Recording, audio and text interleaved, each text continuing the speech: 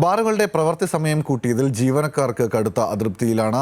പുതിയ സമയമനുസരിച്ച് ഒരു ദിവസം 15 മണിക്കൂറോളം ജീവനക്കാർ ജോലിയെടുക്കേണ്ടി വരും. തുച്ഛമായ വേതനവും അധിക ജോലിഭാരവും ജീവിതം പ്രതിസന്ധിയിലാക്കുകയാണെന്നാണ് പരാതി.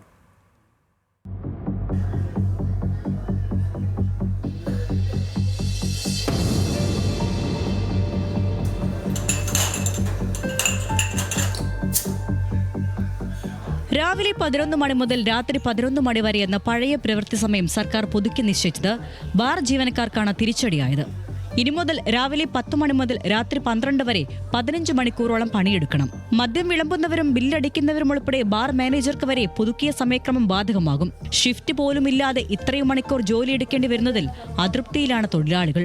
ഓവർ സമയമാണ് ഉള്ള 11 മണി വരെ നേരത്തെ ഉള്ള സമയം ഓവറാണ്.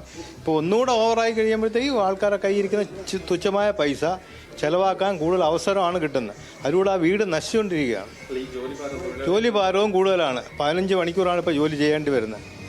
രാവിലെ നമ്മൾ കയറുന്നതാണ്. എത്രയും സമയം വരെ ജോലിക്ക് നിൽക്കണമെന്ന് പറഞ്ഞാൽ അതും ഓവർ സമയമാണ്. ഇതിലൊരു മാറ്റം വേണം.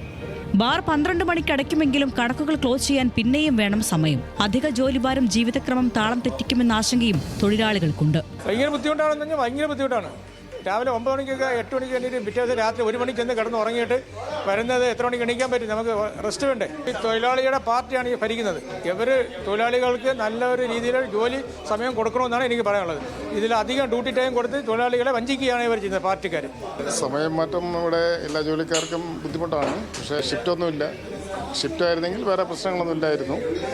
ഷിഫ്റ്റ് ഇല്ലാത്തതാണ് ഒരു പ്രശ്നം. സർക്കാരിന്റെ മദ്യനയത്തിന്റെ ഭാഗമായാണ് പുതിയ തീരുമാനമെങ്കിലും നടപ്പാക്കും മുൻപ് തൊഴിലാളികളെ കൂടി കേൾക്കണമായിരുന്നു എന്നാണ് ഇവരുടെ അഭിപ്രായം.